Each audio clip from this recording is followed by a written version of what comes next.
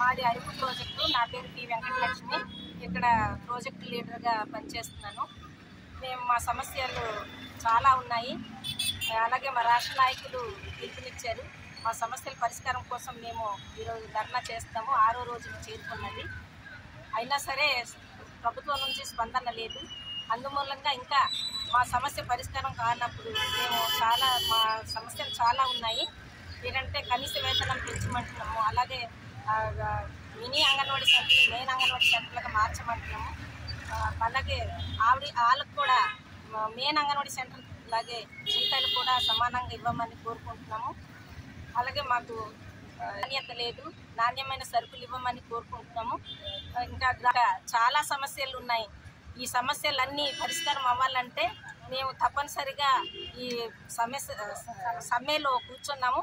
అలాగే ఇంకా ఈ 6వ రోజు చేరినా సరే కనీసం ప్రభుత్వము ఏ చలనం లేకుండా ఉంది కనుక ఇంకా ఈ